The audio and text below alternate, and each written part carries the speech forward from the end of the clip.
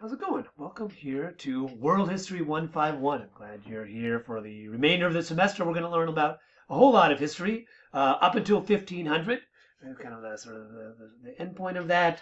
But yeah, this is the first one. In this week, this lesson, right, we're going to learn sort of, we're going to ask, first we're going to start off with, what is history? Just going to think about what is history in general. Then we're going to look at like ideas of time, because humans, history is about humans and events in humanities. We're going to talk about time, where humans come from, and time itself, which is part of how we conceive about the world, and not all humans conceive about time similarly. So we'll talk about that. Then we'll talk about human evolution. Where did we come from? Where are humans? And then we'll talk about once these Homo sapien groups emerged, or these Paleolithic, Neolithic transitions. And then we'll get into one of the first civilizations here, civilizations of Mesopotamia, and emergence of complex society. And here's a little map I kind of like to start with. This is humans love maps. We've always been making maps. We'll see that as we even get to the Neolithic period, some of the earliest maps of humanity. It's a nice one. This is a map of West Africa. This is figure Mansa Musa, 1375.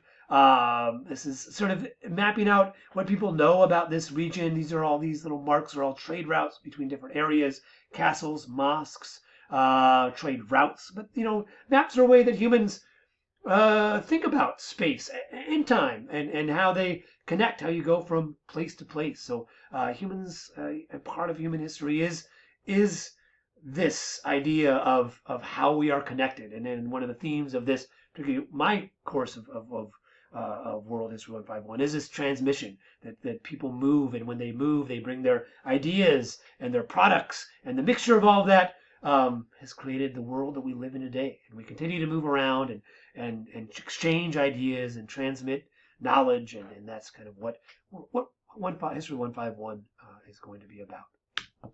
But before we get into that, let's just get into what is history. Right? And because I think we kind of got to think about, before we think about and ask questions about world history, who are we, where we come from, we should think about what is history in general. And a lot of times it's sort of, you can kind of expand history between sort of what some historians talk about as little history over here, little h history, which is the past. The who, what, where, when. Who are these people? What did they do? Where were they? When did this all happen? This is kind of like your textbook history, or your Wikipedia, right? That kind of gives encyclopedia knowledge, who, what, where, when, which is important. You got to kind of know that stuff. And kind of gives us a little bit about, helps us kind of put the past, kind of, understand it a little bit better. Some of the early historians of the world history, some of the first ones that are sort of acknowledged, this guy named Herodotus, in about the 4th, 5th century BCE. He wrote about the Greek world, and he went around, he interviewed a bunch of people, and just kind of jotted down things he knew, and he met, and he talked about. Some of that was somewhat factual. Sometimes we can get some facts out of Herodotus. Some are not. Some are fanciful. A lot of stories there, but kind of one of the first histories in the Western tradition. And sort of the eastern side, particularly China, Sima Qian here is a circa about 100 BCE, during the Han period, which we'll talk about a little bit later. He sat down and he wrote the history of China. He took all the texts, things that people knew, and tried to kind of go back and explain what China is from. So these are kind of seen as two of the earliest historians. We're looking at these little h, who, what, where, when, why things. The other side of this of history, sometimes called big H history, is asking a different question, which I talked about, is interpreting the past. Not just who, what, where, when, but this why. Why did things happen? That's kind of the second part of history. Why? Why did something happen the way it did? And how did that affect the world and humans? And kind of some of the why questions that historians talk about is continuity and change. What's remained in the past? What has changed? How can we understand what stays the same and what changes in the past? Causation. What are these causes that affect change? And then what do those change? How do those changes and those effects then themselves become causes, which create new effects? So a lot of historians talk about that. Other historians talk about context. Another way, why were things happening the way they were at a certain time. We can look at context from the present. How is it, if you look back at 1800, what was going on in the time through the filter of the present, but also think about what was going on in the time as 1800. Sort of, they had people living in 1800 thought about things very differently than the way we do. Though some people, a lot of things stayed the same. They still thought about what to eat, to go to a restaurant, have a house, what they want to do with their lives. Some of those things keep the same. But, there were some things that have obviously changed. They didn't have iPhones back in 1800. And you could extrapolate that back to 1800 BCE, 4,000 years ago. Those contexts are changed as well. Right? And when you're talking about why, right, this is where a lot of times the past is not static, right? It's not static. It doesn't, when you're thinking the why questions, it shows that the past changes. Maybe not the who, what, where, when doesn't change, but how we think about the past changes in general. The way we think about the past and the people in the past and the effects of the past, those are always changing, right? In the different ways we think about that. Here's one of my favorite historian, Rosmila Thapar. She's a historian of India. Here's one of her books, The Past Before Us, which I think is a great title. But she looks at like ancient India and tries to the who, what, where, when, what was going on there, but also how the past plays into the present, right? What is history? How is it made? It's really made from primary and secondary sources, right? Primary sources being things from the time, right? Newspapers. Here's of Pearl Harbor, or an autobiography, right?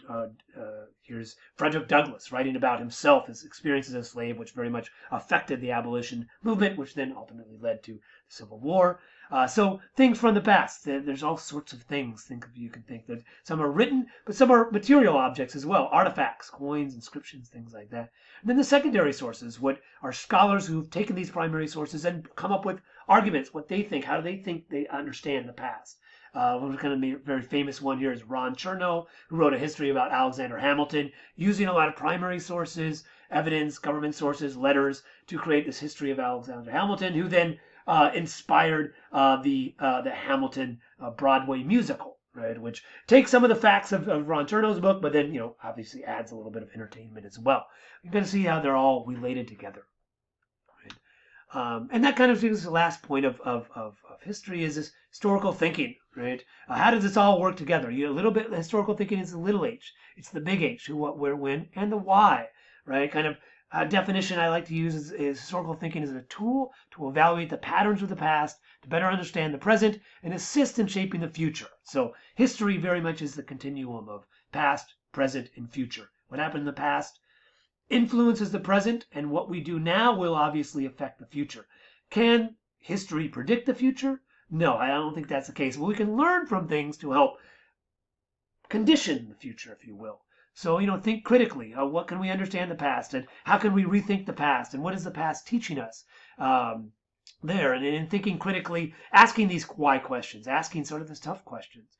Also assessing bias and credibility. Who was writing in the past? What were they writing about, right? I mean, obviously an autobiography is not going to say, you're not going to write an autobiography and say, hey, I'm the worst person ever. Here's all these bad things I did. You're going to say, no, right? I did my best, and this is great. So, what are the biases there? And then credibility. Who's writing these things? Where are they getting them from? Are they being honest, forthright? Right? Is it somebody who knows about something, or just making up a bunch of things? Right? Or is it just a bunch of AI stuff? That's the problem with AI is there's no credibility. Nobody knows where that information is coming from. So what is these sources they're using to come up with this? And then within history, crafting arguments, right? Taking these evidence and taking other secondary scholar arguments, and what can you say about that? And maybe you want to, historians, they critique the past and other people's arguments. What did they say? What did they say about it? So a lot of what is history and what historians do is taking this evidence, coming up with an interpretation, putting it out there. Some people agree with it, some people don't agree with it. But if you don't agree with it, then you've got to assess the evidence its own way. And then kind of, I like this kind of quote about history, Mark Twain. History doesn't repeat itself, right? There's all sorts of different contexts and causes and effects, but it often rhymes, right? That there is some similarity with how humans function in the past, present, and the future. So that's a little bit about, what is history.